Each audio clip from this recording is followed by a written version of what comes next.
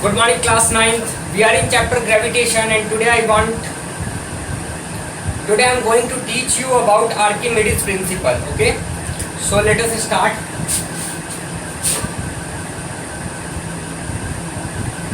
Class 9th, chapter 10.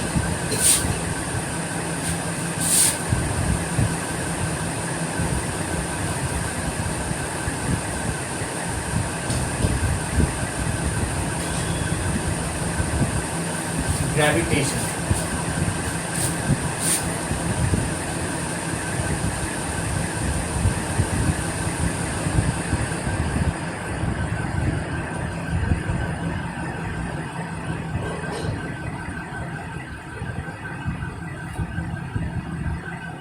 Archimedes principle.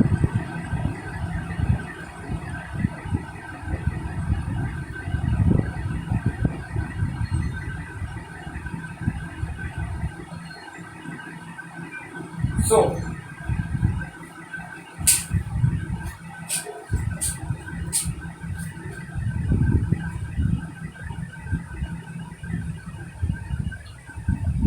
before I am going to start this topic, you need to observe activity, which is activity 10.7. Take a piece of stone and tie it to a end of a rubber string or a spring balance.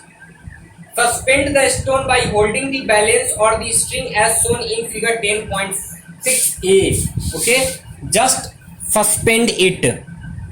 Take a stone, tie in one end and just hold it. Okay, then after now you have to elongate the string, balance to weight of the stone, and slowly dip the stone in the water in a container as shown in figure this. First case and second case.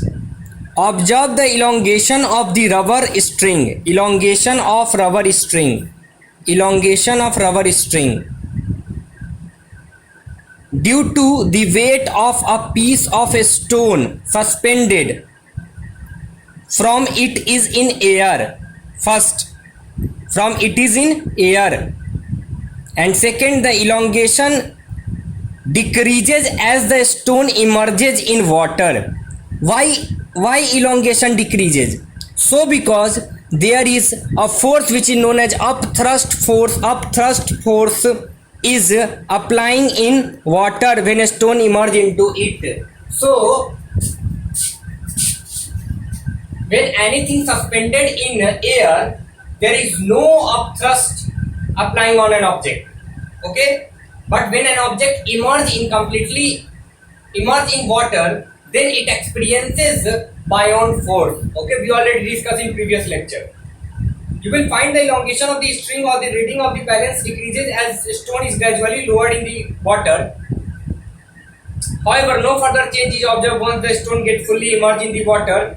What we then infer to the decreases in the extension of the string and the reading of the spring balance, we know that the elongation produced in the string or the spring balance due to the weight of the stone, and since the extension decreases once the stone is lowered in water. Okay, the extension will decreases when a stone goes deep in water. It means that some force act on the stone in upward direction. Okay, as a result, net force elongation also decreases. As a result, earlier upward force is extended by a water is known as force of buoyancy. What is the magnitude of buoyant force experienced by a body? Question mark. Is it the same in the all fluid for a given body? Question mark.